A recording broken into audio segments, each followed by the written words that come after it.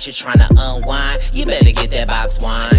It's the Purple Pants Podcast, you better get your snack and hurry right back, though. Who that? And we are back again, keeping the menu rolling, as I like to say. And if you are watching on YouTube, shout out to the YouTube people at Brice Isaiah. I am so excited. Well, y'all know I say I'm so excited all the time, but this time I really mean I am excited because I have a Netflix Circle Season 2 exclusive,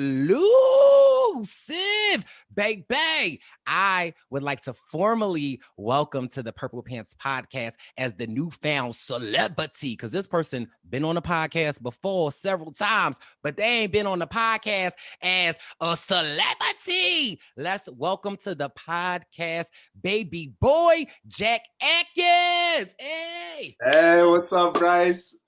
This is not the Survivor news, unfortunately, but I appreciate you having me back on. It's funny, we got a new season of The Circle before we got a new season of Survivor. I just happened to be on it. Who would have thought? Who would have thought? Baby boy, welcome, Jack. Thank you, Brice. To our listeners that are watching, I'm feeling the old school Purple Pants Podcast hoodie on the baby boy. Oh, back. Yes, sir. Jack Link is in giving bio. Jack is giving snack attack, ladies. Okay. So what's been going? There's so much I want to ask you, Jack, but I'm gonna try to keep it cute. But hey, I got time, Brice. No worries. What's been going on? How has life been since The Circle has dropped on Netflix?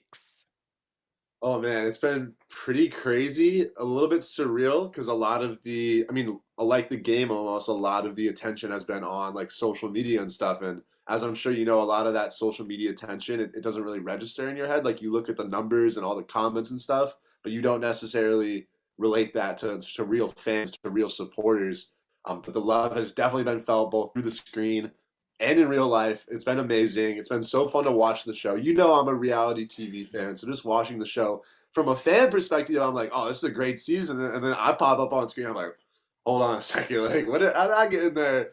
But it's been so great, Brice, and the support has been tremendous. It's been a dream come true for sure. So I'm so excited. This is the first podcast I'm doing, Brice, and I had to do it to him.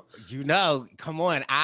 Y'all know I said, Jack, if you do any podcast before the Purple Pants Podcast, our friendship contract is expired. So I am glad that you kept that contract. I didn't have to null and void it. But before we get into The Circle, I want to talk about our friendship because I think it is a fun and interesting story. A lot of people, when The Circle dropped and I was shouting you out all crazy, they like, how you know him? Where you know that weird guy from? How you know that 6'6" guy? I'm like, what you mean? That's the baby boy. So how did we meet, Jack? So, Brice, you could obviously butt in whenever because we both know this story. I think it was about 2 summers ago. A friend of mine, Bill Weibel, who I had done I'm a big Survivor fan. So Bill Weibel, I had done another Survivor event with him right when I graduated high school. And he reached out to the whole cast of that charity game that I had done after high school. It's called Survival Challenge. It's in Illinois. Shout out to them. About this thing he was organizing in South Africa. And as he pitched it as, it's going to be like a 4 or 5 day Survivor game. Proceeds go to charity, and then we're going to travel around South Africa, do some meetups with some fans, meet kids. He runs a missionary school, so we're going to meet kids at the school, help out the school, travel around South Africa, Cape Town, Johannesburg, different wilderness reserves. And so as a huge Survivor fan and as a avid traveler, I thought it was a perfect opportunity to quench both of those passions. We bring the vocab. Yes, today. Come on, quench. Yes, you better quench. That was a bad word, but quench. But I thought it was going to be a great opportunity, and I saw some cool faces on there. I saw Wendell Holland. I saw Jimmy T. I saw Desi. I saw a couple of Wendell's friends like Brice and whatnot. But lo and behold, I pull up. I'm playing. I knew when I saw who was coming, I knew I would kick it off with you. lo and behold, I pulled up. And I'm like, hey, I'm Jack. Like, nice to meet you. And you were like, oh, what's good, Jack? I was And like, then, hi. When we pulled up to I the was like, airport. yeah. When we pulled up to the airport in Atlanta, I didn't know what I had signed up for. I know that we were going to do a Survivor trip. I thought, to support the Night Lady Christian Academy, but I was not in store for like what it actually was. It was like really like playing Survivor. And we like get to our terminal and we meet Bob Crowley, his wife, and then there's like this 6'6" kid. And I remember I was like saying in the window, I was like, who is that? And then you came over, you're like, hey, like you first of all, you just came over and was like, hey guys, what's good? Like, like, okay. And so I didn't know that you were even a part of it. But the funny thing about it is when I knew that I was going to be good friends with Jack was after I think, was it an 11-hour flight, 12-hour flight to South Africa? 14. Yeah, it was like 14. 14-hour flight. And me and Wendell were, when I tell y'all we was tearing up the in-service snacks and food, like we were like going in.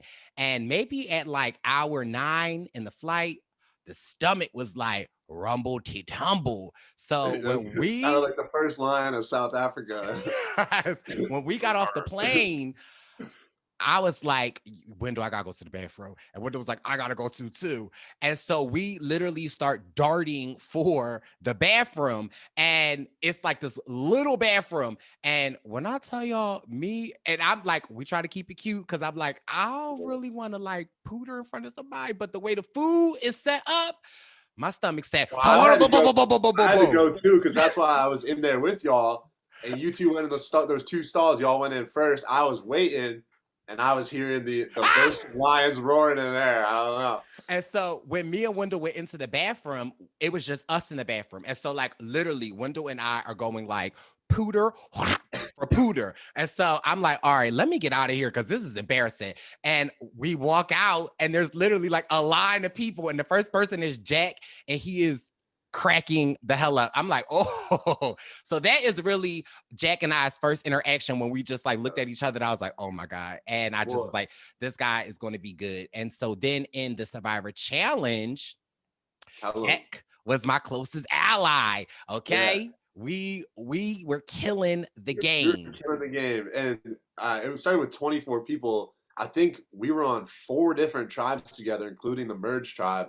You were the only one I was with the whole game, and we were at the camp. We were at the same camp together the whole game, and like, I mean, things got a little sticky at the Merge, but up until the Merge, it was smooth sailing for us, bro. We were crushing it. Yeah. It definitely was. The funnest times would be like at night when we would be like outside trying to go to sleep, and Jimmy T from Survivor would be telling these Dory stories, and it was so crazy. But it's interesting because I just want the people to know, how did we fare in the game? Who did better in the game, Jack? I mean, so as 24 people, I got 7th place. You got 4th place. Oh. I would say we both, but it's not always about what place you get. It's about how you perform. Now, I say that you also performed really, really well. So, but you and I were a couple of all-stars in that. So no, for sure. We were both eating. Yeah. We could have went a lot further.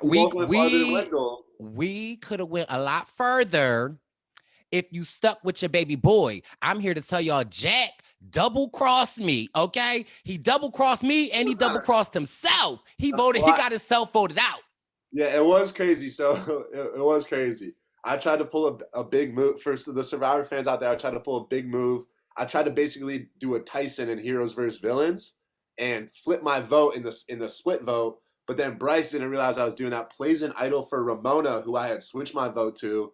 And then I got sent home unbeknownst to Brice, who actually idled me out of the game, even though he was my closest ally. It was a crazy move. It was a really fun event, Brice. And that was definitely the start of our friendship. And then, coming back to the States, we didn't see each other for a while, but we stayed in touch. And you came to me, there was a few things, you were building up the podcast, needed help in a few specific small areas. I said, Brice, I got you. And so we started building somewhat of a professional relationship too. But obviously still very close friends. You always have me style it up. You always edit up my photos for the gram. But yeah, it's just been, ever since then, it's just been building, and now we're very close friends. Yeah, and it's exciting. It's just so crazy because we are so different in so many different ways. And one of the things that I just respect about you, Jack, is that I don't know if I've ever told you this, but I me on my podcast, I'm very open and about just living in my truth, being an openly gay Black man that's living my best fucking life. And Yes. I, a lot of the time in life, I am judged. And sometimes people like heterosexual men, they feel uncomfortable being around my crazy self, just because they just are. I don't know what it is. And so the one thing that I've always admired about you is that I've never felt uncomfortable. I've always felt like, you just are a real down to earth, chill type of person. And I just respect that so much because I really feel like in life, people don't oftentimes see me for whatever reason. And I always felt like with you and in our friendship, you see me and you respect me. And I can't tell you how many times at 6 o'clock in the morning, Philadelphia time, Jack will be coming back from a party lit, FaceTiming me. And I just be cracking up because Jack be lit and I'm literally trying to get up for work and I'm cracking up listening. I don't know what you're talking about. I'm only 20 years old, guys. I've never had a sip of alcohol in my life. But no, to your point, yeah. I mean, to me, I'm always initially interested in getting to know people who are very different from myself because I feel like that's how you expand your perspective in life. Like, I don't want to just hang out with a bunch of straight white 20-year-old males. Granted, I'm in a fraternity, which is partly that. That sounds like a party to me. Yeah, that's why I was so. Yeah, I was gonna say if I was Chris Underwood, I might feel a little bit different about this whole situation, but nah. Yeah, I mean, yeah, I appreciate you like a big brother I never had, and a big brother that I never would have expected to have necessarily. But it's been, you've always been such a great friend to me, and vice versa. So yeah, I appreciate you establishing this or setting this podcast up, detailing our friendship because some people don't know how close we actually are, and I think it's so crazy. You knew throughout the whole process of the circle that I was going through the application, you would always support me, always gassing me up, and you were there from the jump. Literally, the first person I called when I got that initial call about the circle, and thankfully kept it confidential, was Brice because I knew he had to be a part of the whole experience. It was so fun. And I remember when you told me that you were applying and you sent me a video and I was like, do it again. Do it again. Bring the energy because I felt like you're such a funny and I feel like people on the circle really got to see that. But I feel like sometimes you don't know how funny and how great you are. And sometimes you downplay it or you try to, so you sent me them couple of videos. I was like, nope, not gonna work. I need more energy. You got to bring it. And so it was really fun to be a part of that process and just to kind of sort of help you grow in anything that I know or have learned through, being on reality TV. I wanted to am I saying this right? Bestow Yeah, upon you. Yeah. And just because we are good friends, Jack's probably in my top 6 people that I talk to all the time. With our good friendship comes great arguments and great fights because me and Jack will argue about the stupidest things. And it'll be like, the sky, it looks like it's raining outside, Jack. And Jack will be like, no, actually, it's just the precipitation from the heat. And I'm like, it's raining. And so, or when we argue, the funniest to me is when we argue about what time it is. Because Brice will be like, I need this scheduled for 6 o'clock. And I'm like, 6 o'clock Eastern time? No, tell the truth, Jack. The real issue is that I will text Jack at 12 o'clock p.m. Philadelphia Eastern Standard Time, and Jack will text me back I'll text you in 20 minutes, bro. I'm just getting up. And I'll be like, bitch, just getting up. Oh, well, that's the thing. It's 12 o'clock. I wake up at 2 p.m., still degenerate, still a horrible move. But Brice is like, bitch, it's 3 p.m. Why are you just waking up? Well, I'm like, actually, it's 2 p.m. He's like, nah, it's 3 p.m. I'm like, but in my time, it's 2 p.m. But in my time, it's 3. So who lying? No, yeah, right. It's 3 p.m. But if I'm waking up and it's 8 a.m. Hawaii time, I'm not waking up at 8 a.m. because that would be good. Well, yeah, maybe you need to set your alarm clock to Hawaii time. We're not arguing. Okay, all right, sorry. This is a prime example, guys. This how he it's still 3 o'clock. And so another thing that Jack and I argue about, which is funny, is style. I'm always screenshotting Jack stuff baby boy, I think you would look fly in this. And Jack's like, I don't know if I could pull it off. I'm like, Jack, you can pull it off. And Jack's like, no. And so once Jack told me that he was going to be on the circle and that it was a go-go, not just a go, but a good go. I was like, Jack, I'm flying out to Chicago and we got to go shopping because it's important for me. If you going to if you my friend and I'm going to tell people my friend on the circle, you better be styling. And so took baby boy, little H&M, little Zara, little Bloomingdale's, little Nordstroms, trying to show him the greater things in life. Being a personal stylist for the baby boy, not easy. We got a handful of stuff though. It's pulling teeth, but we getting there. He don't like what I like, but I'm a high class. He's a University of Chicago. And we're in the stores, and Jack's arguing with me in the stores. And I'm like, Jack, this will look dope. And he's like, oh, I don't know. Did you see that cheetah shorts, Brice? That wasn't my choice. Jack, I like them though. Jack, the cheetah, I practically had to steal them. But guys, I mean, look, I took most of Brice's advice, but not all of it. He was trying to have me out there in some Daisy Dukes and a crop top. No. He was trying to get me to wear a male romper. Listen, ain't nothing wrong. Jack, I'm still trying to tell you, listen, it's a hot boy summer. You could wear the romper. Well, actually, I'm actually down with the romper. I want. Now he on the circle. Now he down. Now he on the circle. I was about to say, Brice, I don't need another romper. I already got 5 in the car. No, it's a hot boy summer. It's a hot girl summer. It's looking like a good summer, Brice. But I'm excited. Yes, and then I was even more excited for when you went to London and you had to quarantine and you were in isolation, and I really felt when you text me off of your texts that you whatever, because they took everything, and I was just really felt and I was just really gassing you up, and I really every day I'm like, yo, you about to kill it, you gonna and I just really and you received it, and how some people kind of sort of played off.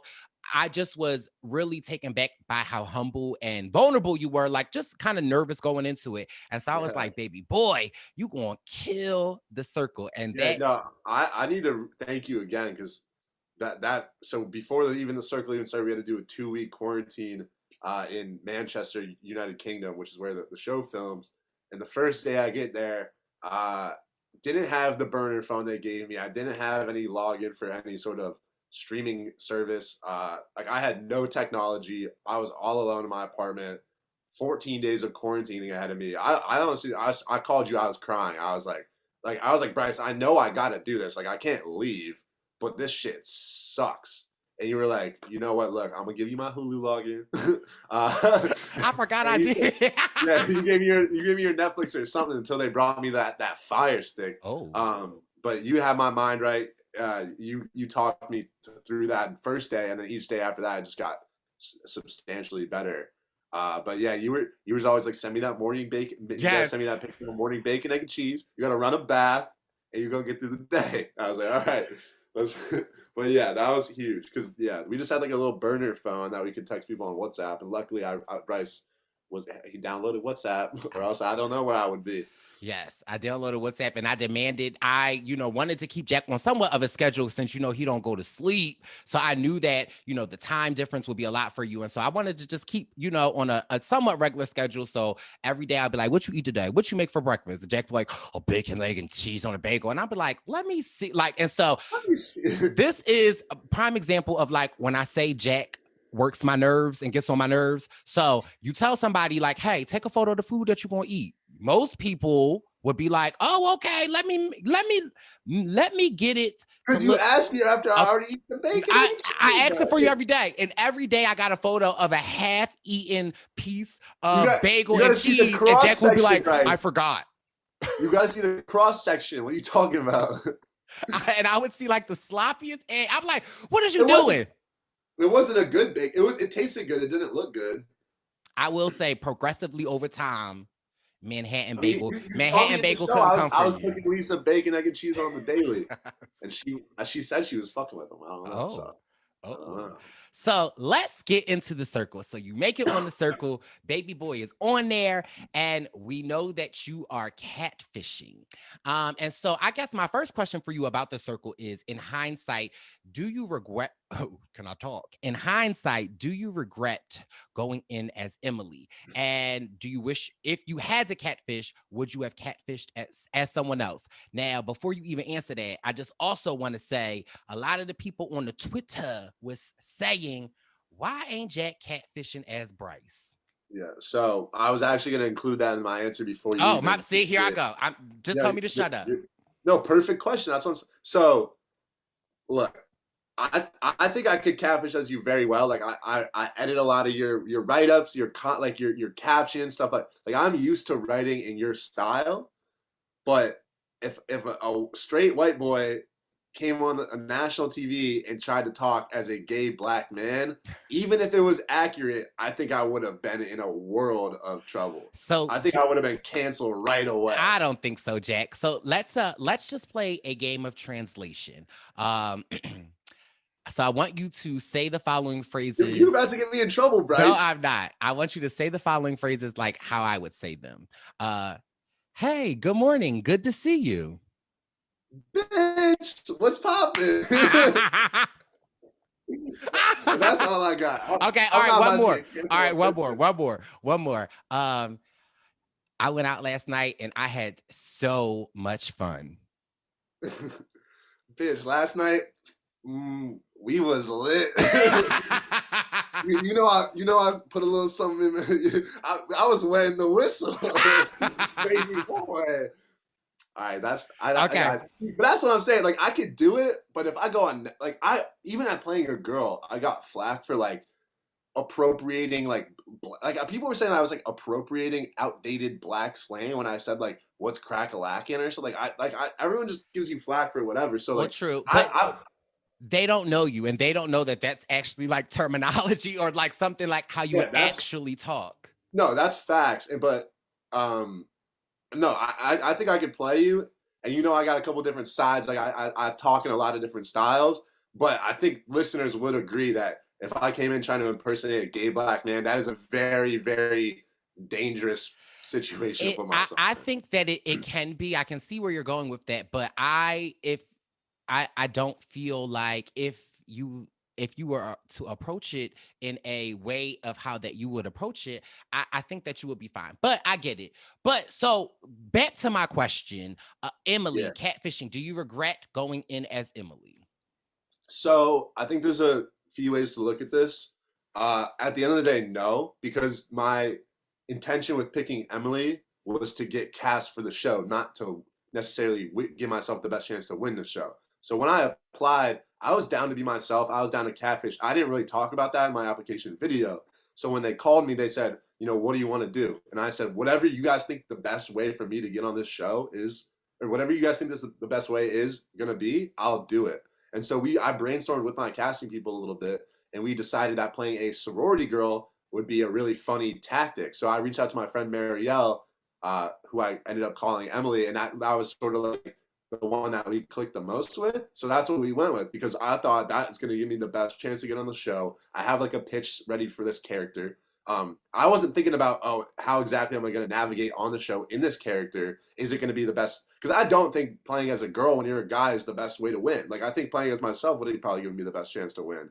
But if I was trying to play as myself, I don't know if I would have gotten on the show. So it's a double-edged sword. So honestly, if I knew I was going to go on the show, I probably would have just been myself. But I don't know that I would have been on the show had I tried to be myself. You know what I'm saying? Right.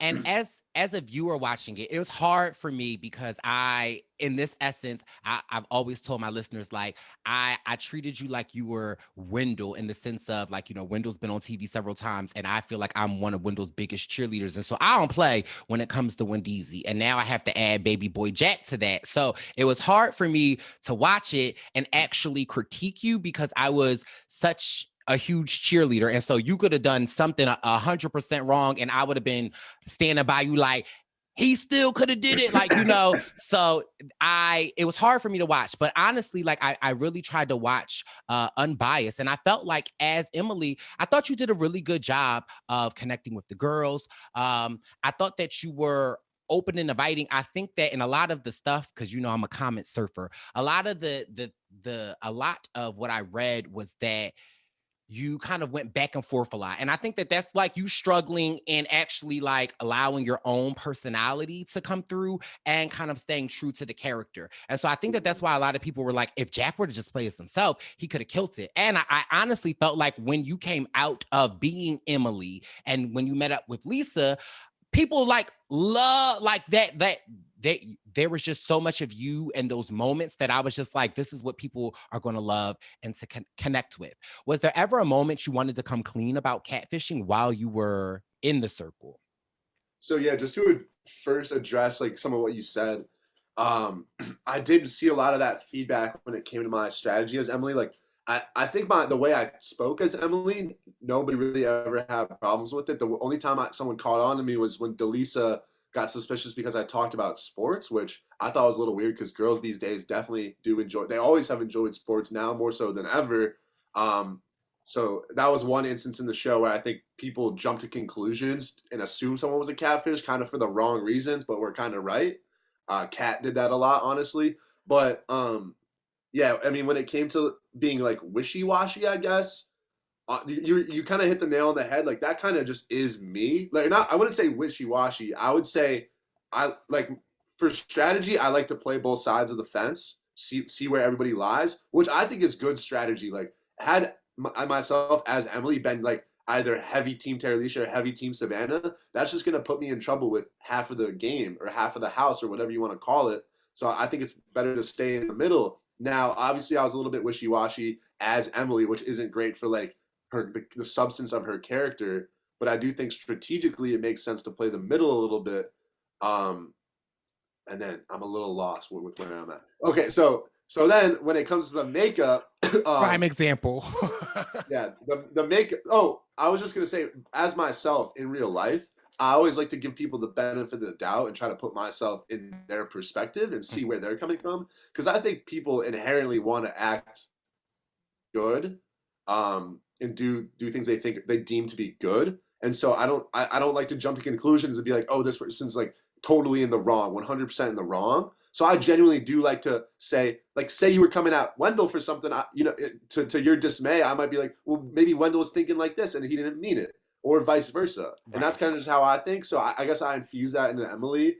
And I've been told that women are more decisive with stuff like that. So, I mean, as the Emily character, sure, I can understand why that wasn't very effective. But I do think strategically, it kind of makes sense to play the middle. And if people did reach out to me, they're like, you must be a Survivor fan because you're using some Survivor tactics. Oh, yes.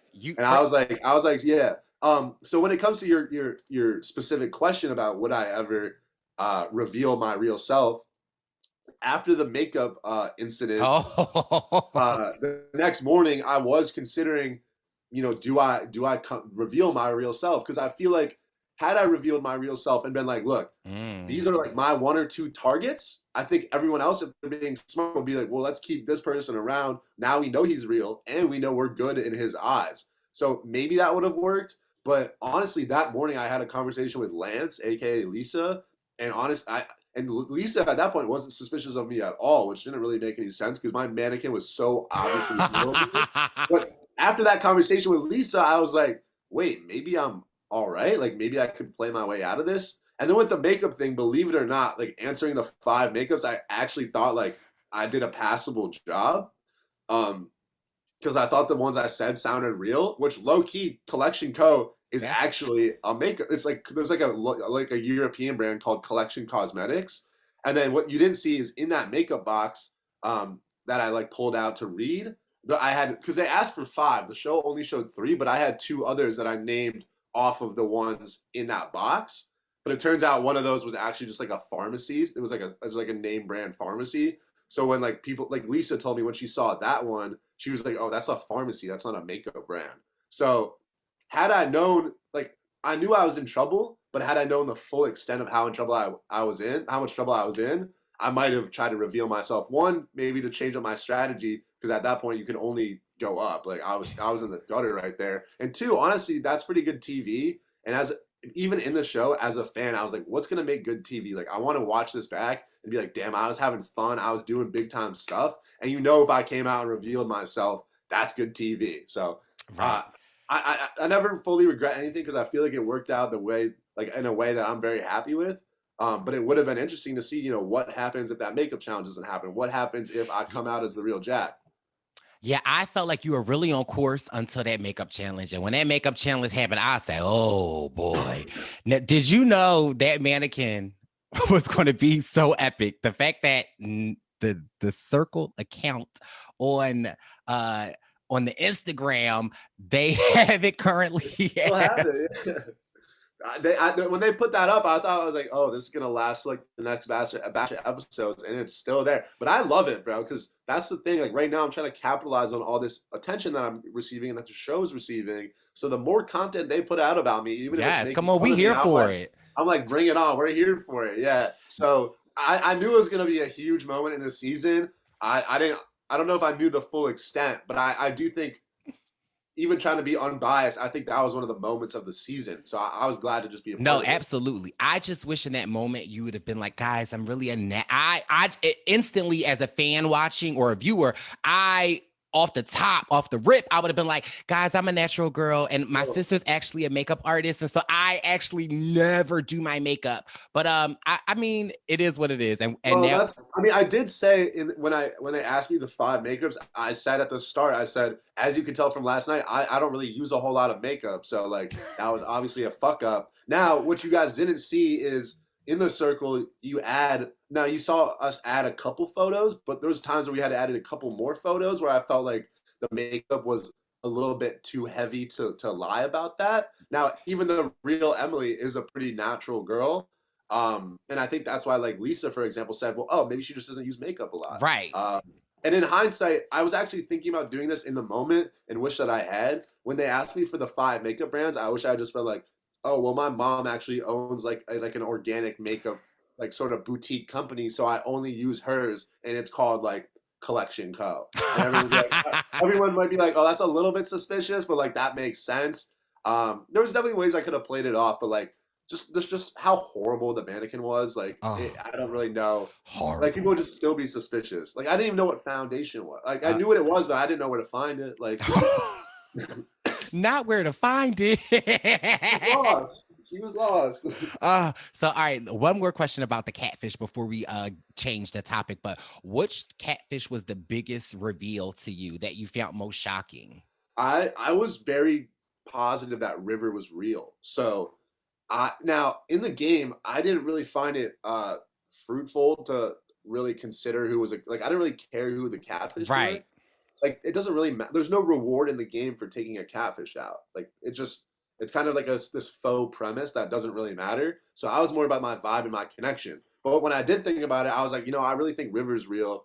As far as the person I was probably most suspicious of being a catfish, it would probably have had to been Trevor. Although again, I didn't really care that much. Like I was a catfish. I liked Trevor's vibe. Like it wasn't a big deal.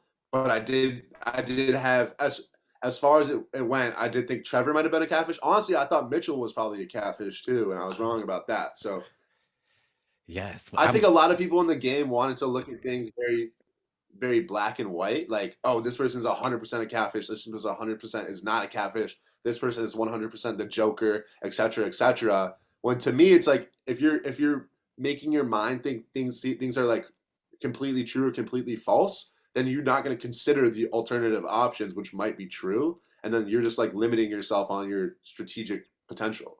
Right. But I also feel like that was a leg up in the game that you had being such a Survivor fan, that's how you were looking at the Circle. And I think a lot of people sometimes go into the Circle like playing a more Big Brother type of game. And I think that's, in my opinion, and again, I'm biased, I think that's why you were in really such a good spot until like the mannequin issue happens.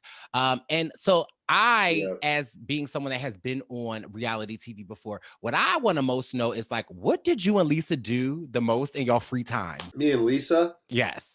Yeah, I would say when we were together, it was nice because in our free time, obviously we could talk, we could shoot the shit. I think something we really liked to do was do like trivia games with each other. and like quiz each other on trivia. That was a lot of fun. We'd play like cards a little bit. And yeah, a lot of times we just like kind of shoot the shit, like nothing crazy. Okay. If there was someone else you could have been on a team with besides Lisa, who would you probably have picked? I would say probably Savannah, because outside of the circle, she's one of the people I'm closest with. I also think our strategic mind is very similar. Like the way we approach life and the way we approach the game is very similar. So I think we would have operated pretty well together. I would also say someone like Courtney or Mitch would be good because I'm also like good friends with them at this point. But I think having like a woman's perspective too could be very crucial to like a successful team. Like if Mitch and I played together, it would have been a lot of fun, but we might be almost like too similar where it doesn't really give us a diverse perspective playing a new character. Got you. What would you say, like, how did you prep for going into the circle? Like I mean, we kind of talked about it, like you played it very Survivor-esque, but like, what were some of the things that you did to kind of like prep yourself going into the circle?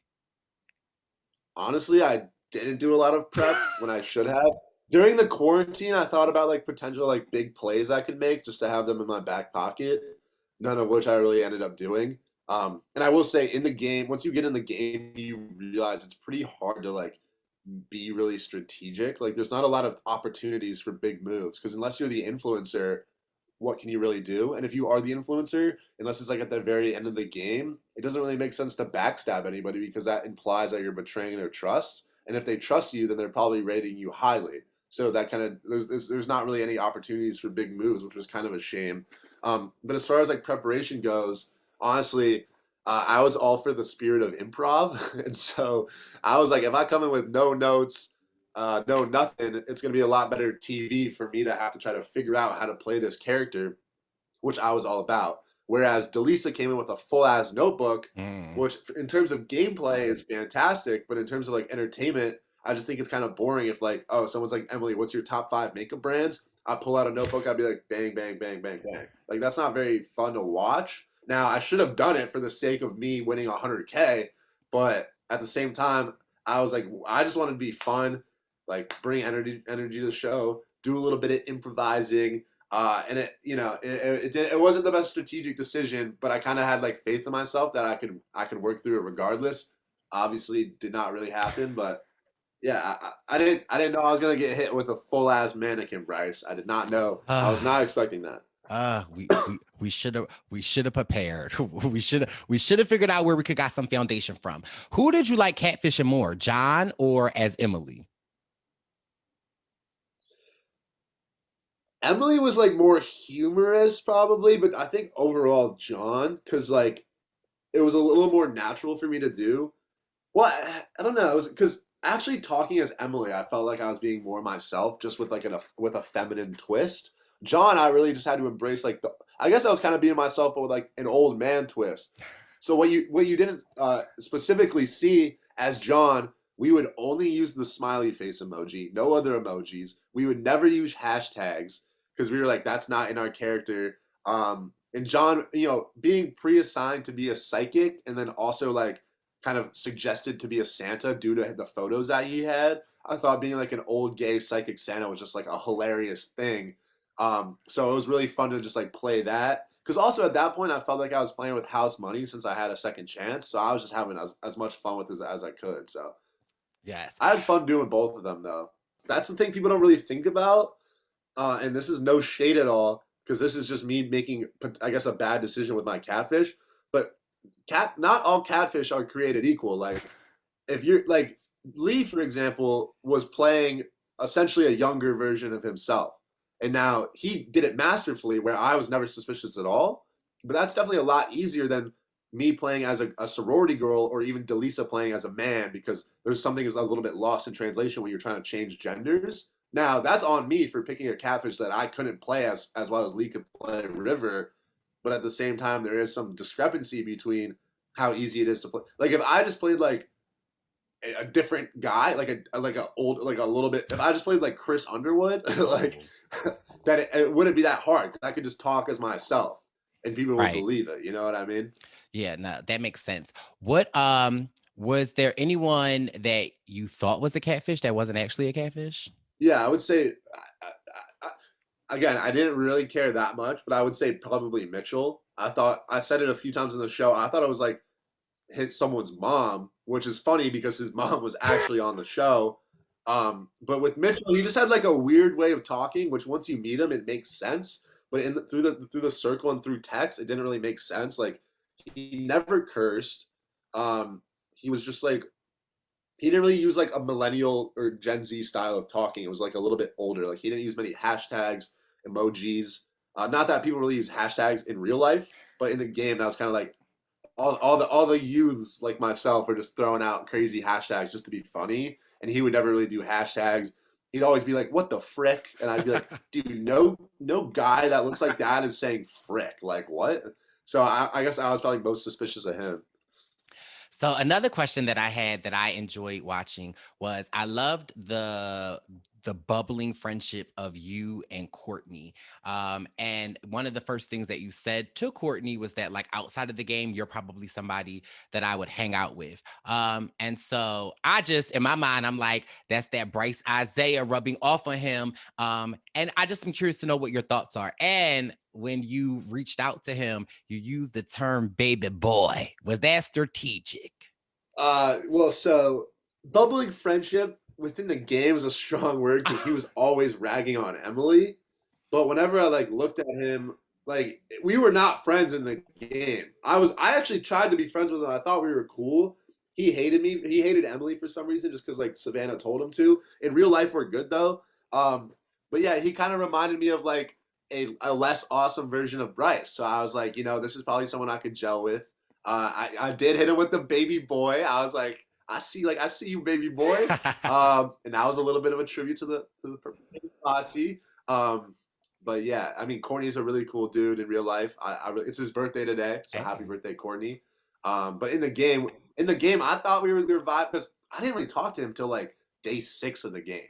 It's that slow where at that point I just didn't have like my roots on him. But when we were conversing, I thought we were cool, but like I guess not watching the show. But now in real life, we are cool, and Courtney's a great dude, and he's gotten way too much hate. He's a good guy. Yeah, no, we love Courtney. I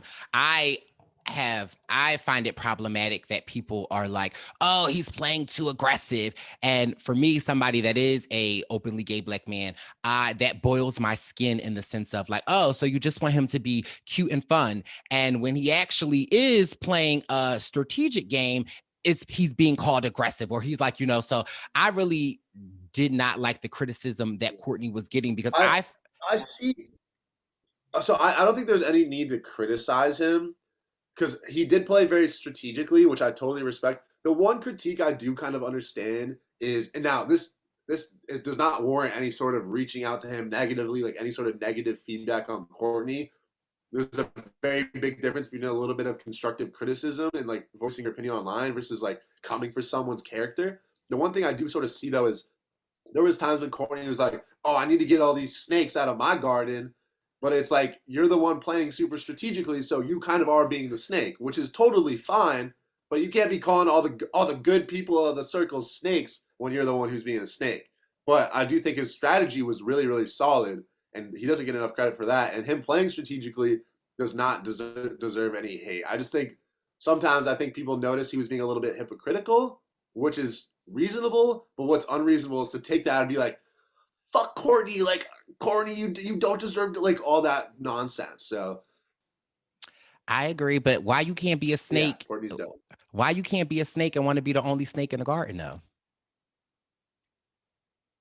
I guess that's fair. You're not just saying. So who do you think was done the most dirty on the circle in your opinion? Me. Honestly, I think I got done the most dirty. Like, now, I don't think it's a reality TV show. It's not scripted. I think production has very little impact on what happens on the show. But at the same time, and I totally accept. I have no ill will towards anyone involved for how I was treated or how I performed or the events of the show. But at the same time, I'm like, they did know that challenge was gonna fuck me over. Like, they knew. So now, whether I don't even know the circumstances of the second chance. Like, I don't know how that all worked. I'm happy with how it all played out. But that challenge, whether it was even targeting me specifically or just catfish in general, was designed to screw over at least one catfish. And if it wasn't me, it might have been Delisa. So I guess in that sense, I got done the most dirty. I think, well, then to get into a different direction, I think Savannah was kind of done dirty, but that just brings up the whole Terralisha Savannah beef, which I think has gone on too long. Bryce, what are your thoughts on the Savannah Terralisha? I mean, it's a lot, but I actually want to hear from you. What is like? Were you team Savannah or team Terralisha in the beef? Well, there's two sides to this. We got time. Yeah, we got time. And I don't mind talking about it. Now, there's still some raw feelings in this cast, Bryce, that it upsets me that this is still going on. But at the same time, I feel like I need to voice my opinion as someone who I feel like I'm trying to be logical and unbiased.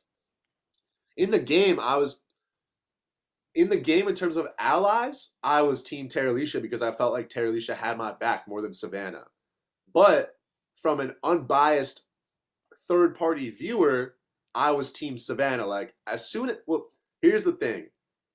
Whether Savannah lied, did this, did that, etc., is not really, it's part of the game. And I think there was more to it than the viewers saw. Like, I actually think some of Savannah's logic was very smart and was not shown. But here's the one moment I always cite is the day after Bryant was blocked. Terralisha said, "Oh no, I didn't want Bryant to go. Like, I hate to see Bryant go. I didn't want him gone." And to me, that even in the game, I was like, "Yo, you just said Savannah was the one who blocked him. Like, you just threw her under the bus." And so as soon as that happens, Savannah now has to defend herself.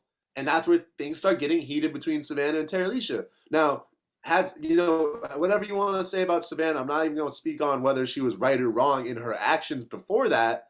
But had Terralisha not brought it up, then there would be no beef that anybody knows about. They could have gone to each other, talked about it, worked it out. Savannah could have explained herself. Terralisha could have been like, "All right, bet. Like, we're cool." And it could have gone from there. And they were the two most popular players in the first round. And as soon as that beef went public, they dropped to the bottom two spots.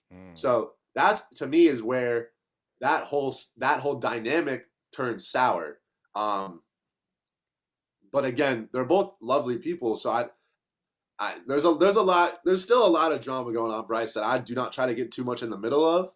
But I think Savannah, well, it's a lot, Bryce. It's a lot. It's a lot. It kind of just boggles me how 6 months after the fact and after multiple discussions and multiple opportunities for resolution, that two strong grown women can still be butting heads like this. And I think there's one source. I'm not going to speak on it anymore. Yeah, no, I mean, for me, as someone who has played Survivor almost 6.5, 7 years ago, when you're playing the game, it's real emotions. And I love LJ and I love Jeremiah from my season, but every time I see them and baby boy wets the whistle, spicy Bricey comes out and I cuss them the fuck out. So I mean, for me, 6 months might seem like a long time, but that's short. So I really do hope that at some point in time they do come to. Here's the thing, like.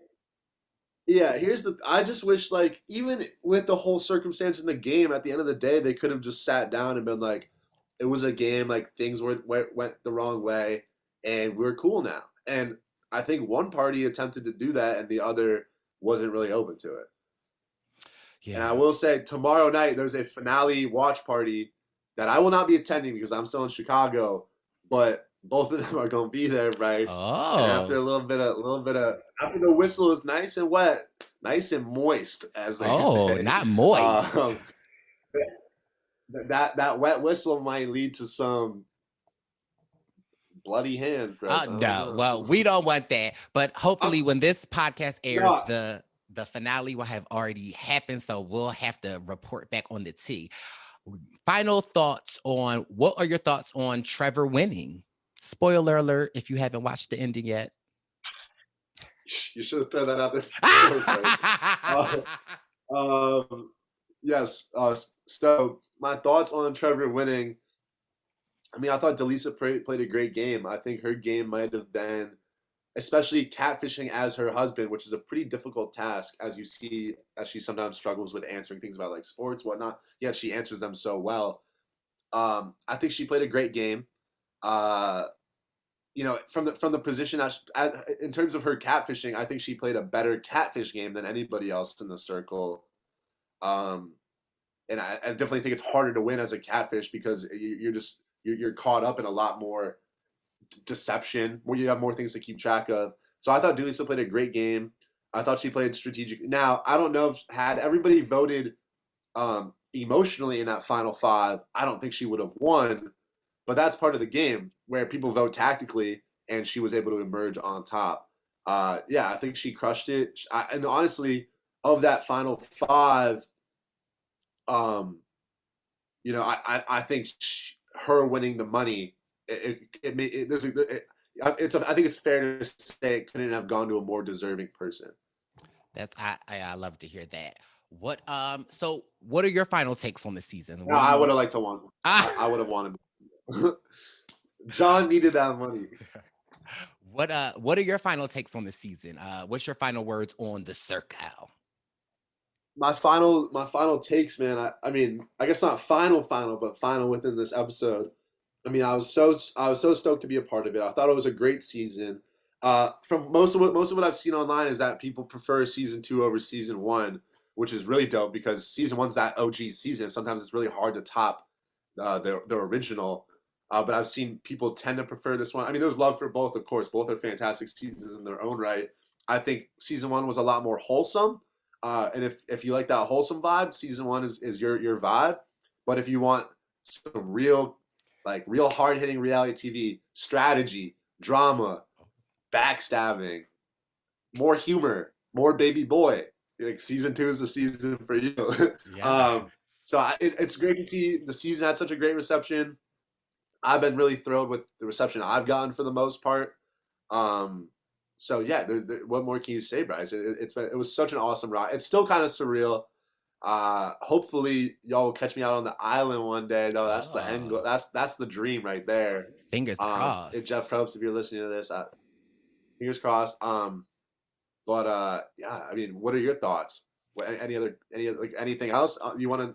Yeah, I'm here for it, Brice. I'm saying I was about to say, blood versus water, little brother, big brother. Ooh. Little brother, big. Let's go. What? Yeah, so Wendell's friend and his friend.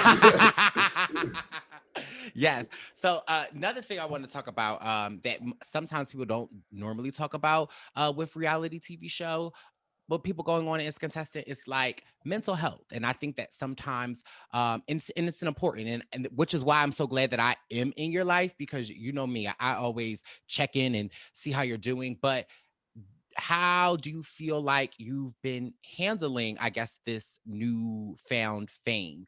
And I know that sometimes a lot of people struggle with the amount of attention that they get. And then as the show kind of sort of like, you know, goes on, you know, you don't get as much attention. And like, you know, some people kind of sort of struggle with that. So do you feel like you have a balance right now? And is that something that you take into consideration, especially since you are in your sophomore year of college and you've got a lot of things going for you? Is that something that's ever at your junior, my bad, junior. Is that something that, like, you know, that is at the forefront of your mind or that you think about?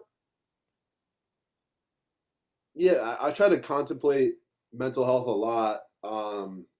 Even if it's not like a prevalent issue most of the time for me, I think being proactive and being cognizant of how it could go south is a great way of preventing, is a great way of keeping yourself in the right headspace.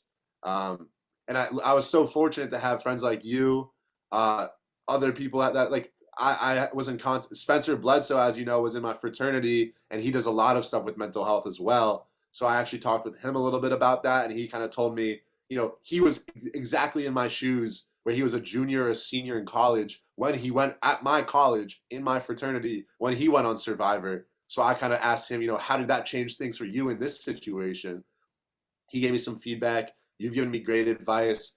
I mean, I really think there's it's mostly things right now. Feedback is mostly positive, but there is some negative, and at the end of the day, neither side really knows exactly who you are, so you can't take it too close to heart. Like what Spencer has said is that he got so much positive feedback that it kind of overly inflated his ego, and then that created kind of a, he kind of lost.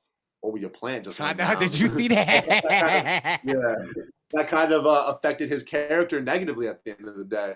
So I've heard a lot of like mixed feedback, except I've gotten a lot of attention, obviously, which has been interesting. I'm kind of glad to I like the attention, but I don't love the attention, where if it all goes away in like a year or it subsides, I'm not going to be like heartbroken about it. You know what I mean? Like sometimes it's nice to just have a chill day, like where nobody, like where it's no big deal. You know what I mean? Like I don't need to be the center of attention every day. So I'm just trying to stay grounded, try to keep my wits about me. I'm moving out to LA for the summer on Sunday, which it'll be nice to kind of go from a big fish in a small pond to a medium-sized to small fish in a really big pond, and be amongst other people like my cast members who know the exact situation we're going through. So it's kind of like we're all on equal footing. But yeah, mental health, and the circle does a great job with mental health, Brice. Like before the game, in quarantine before the game, during the game, right after the game, in the months since then, they're always checking in. They're always there's a psychologist always available to us if we need that, which I think is hugely important. I think I've done a pretty decent job, but I'm sure others, even others who may not want to speak up to the rest of the cast, it's good to have someone there for them when they need it. Like that's so crucial. And especially with Survivor, I know that has been a big movement. And Brice, the circle was hard, but at the end of the day, it was not that difficult from it wasn't that taxing of an experience. Whereas if you're on Survivor for however many days, I think you were there 30, 39 almost. Keep it cute. Keep it cute, Jack. I'll keep it cute. Where this hoodie is real tight. It's just something like Survivor where you're out there, you're starving, you're barely sleeping, you're lying, you're backstabbing. Mental health is even more important for a situation like that. So it definitely is. I've tried to always improve day by day the way I handle things. Because the first few days, especially Brice, I was on Twitter looking up the Circle Jack, and I'd scroll through by new, and half the comments would be like, this on the circle, this Jack kid's so fucking annoying. Like he looks like an incel. Like he looks like he says this and this and that. And I never really take it to heart, but it does bum you out when you read something negative about yourself, even though it's not true. You're just like, damn, there's someone out there that hates me. Like that sucks. And it's the same thing with positive feedback. Although for every 9 positive things, you'll be like, oh, cool. And then there's that one negative thing where you're like, fuck, that sucks. So I just try to keep myself out of that.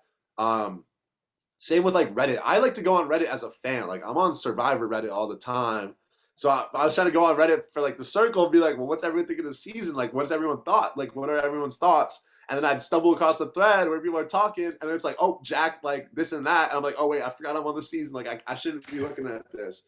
So same thing with Instagram and social media and Twitter. Early on, I was very hard pressed to try to engage with every single person, see everyone who follows me, etc.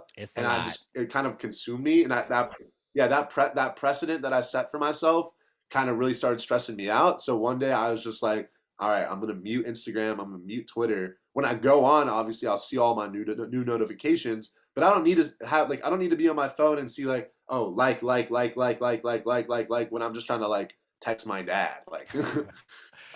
So every day it's been. No, I was just going to say, I think that's a great every day strategy. it's getting better.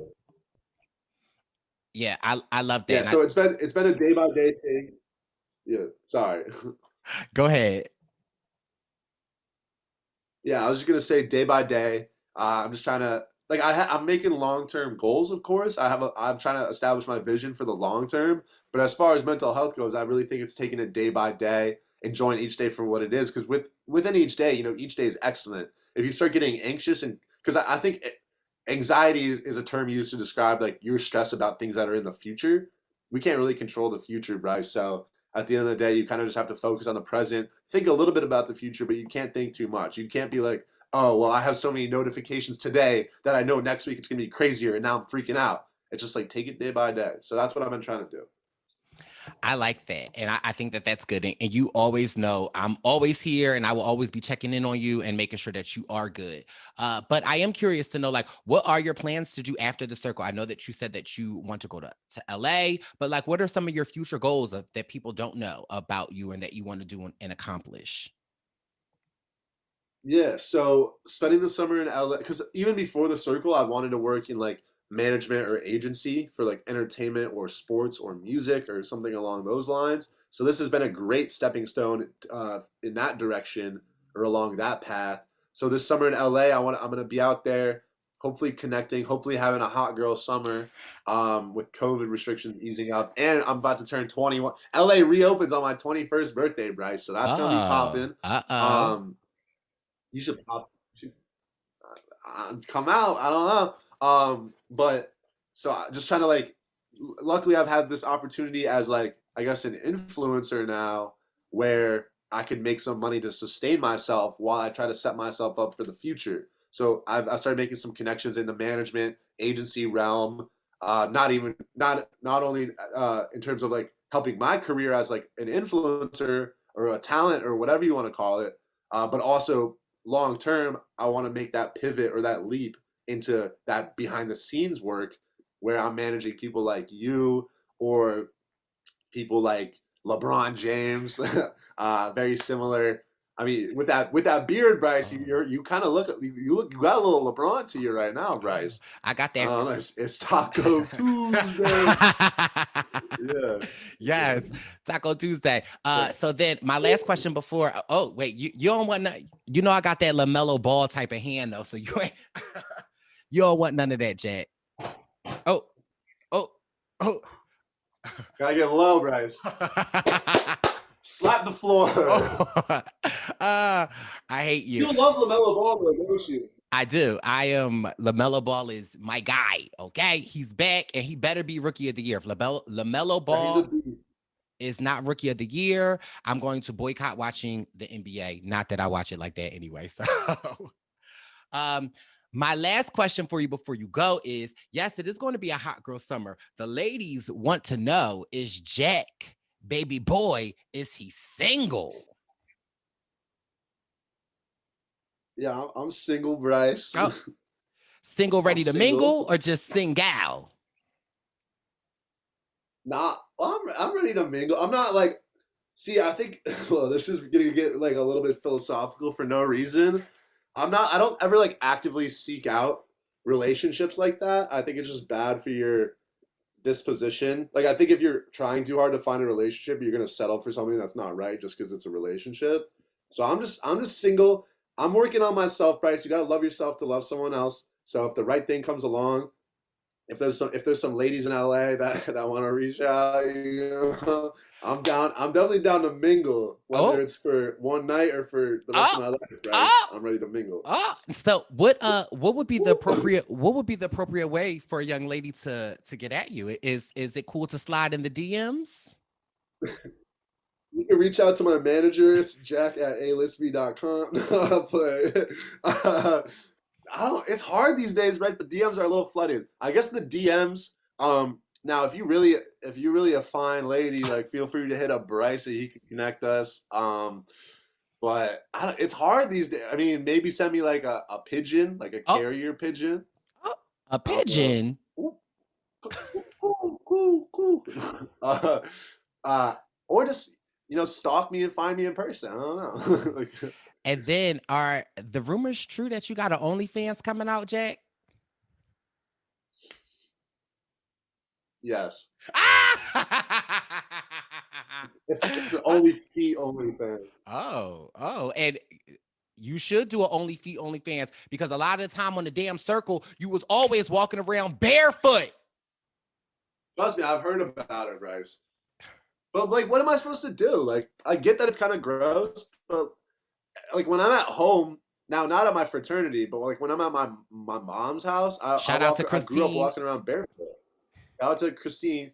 I grew up walking around barefoot, so that's like what I'm most comfortable in. I feel like socks and shoes restrict my free spirit. So when I'm in my apartment in the circle 24/7, I'm not gonna be walking around my room in shoes. Like, So did you just say on the Purple Pants podcast that the socks keep your soul locked up, and to free your soul is to take your socks off? exactly. That's the key to happiness, Brice. Now leave the undies on though, Brice. We saw I hate you, Jack. But honestly, Jack, it's been so much fun to catch up to you. It's been so amazing to have this exclusive interview of Emily from the Circle on the Purple Pants podcast. I am, you know, I got so much love for you. I thank you so much for staying true to your word and not switching up on your baby boy. I appreciate that so much. Before we go, let the people know where they can follow you at on the Twitter, on the Instagram, on the TikTok, because you be doing you on the TikTok. Bust a TikTok move real quick, because people don't know you could dance. Let me see a little. Oh boy, Brice. Let me start drinking first. Hold on. No. No. I can't. I don't have it like that, Brice. You've seen the baby boy make some moves though. No.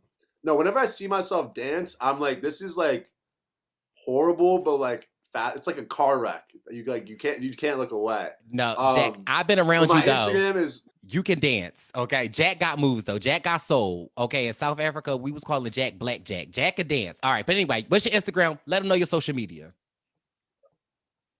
My Instagram is jatkins21. I think my Twitter is jackatkins21, although I don't use Twitter a whole lot. What I have been popping on is TikTok. I'm almost at 100K followers, Brice. It's jatkins21. I've been putting out videos every day. Me and Miss Lauren Ashley Beck are the king and queen of Survivor and Circle TikTok. But yeah, maybe one of the Purple Pants posse could be my 100,000th follower. That would be great. Also, just hit a couple days ago, hit 1 million cumulative likes, Brice. Feeling good. I put out a little TikTok dance video with Savannah today. That was in storage for a while. But yeah, I low key, I didn't think I'd love the TikTok, but TikTok's pretty fun, Brice. I can't lie to you. Oh, that's exciting. Well, continue success. But yeah, and on my Instagram, I've been trying to keep it real authentic with everybody too. So if you want an inside look at the baby boy, I've been trying to keep it 100 with everybody, unfiltered, fun stuff. So, or don't follow me. It's fine. I love it. I appreciate it. But before we go, Jack, can we get a Issa?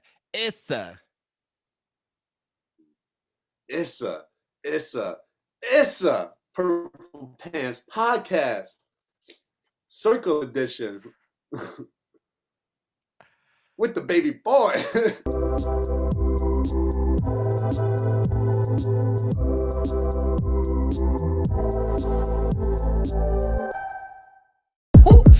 the Purple Pants Podcast. You're trying to unwind, you better get that box wine. It's the Purple Pants Podcast. You better get your snack and hurry right back, though. Who that?